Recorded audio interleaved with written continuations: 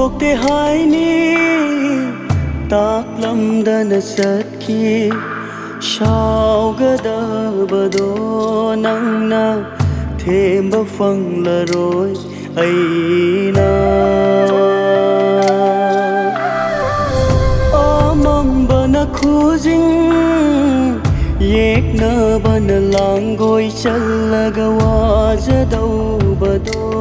nangna uba fanglaroi aina kainarasi nungsibi kainarasi nasidi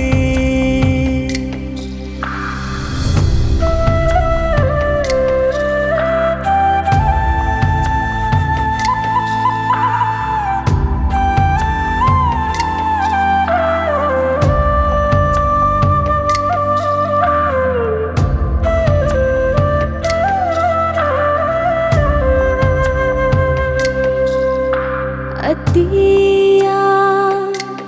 shaglonon kre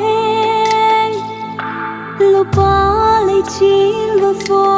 sanagum le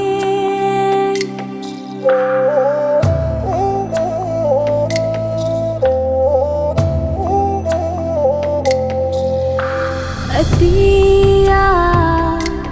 shaglon on lupa lay chil ma fo sanagum le chin khai fi ka pulak pada kulen mi ka phok lak la ka ngarang ahing mong la nungai te tam ja ba phang la de na phang da ai na kaya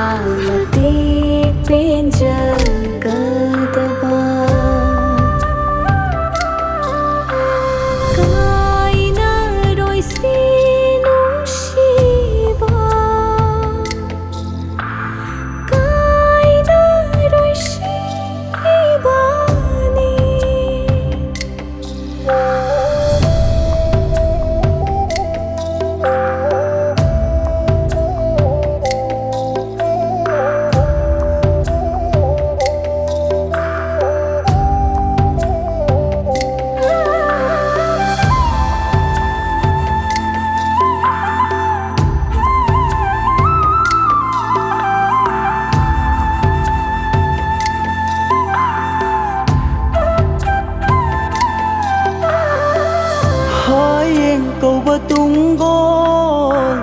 khoang đỡ nang na ya la du na mang lan câu bờ lem lấy priram muko Eeshaiphu thanna yok shillaga tungi khallaga nang na hinglam khoko kainarasi nungsibi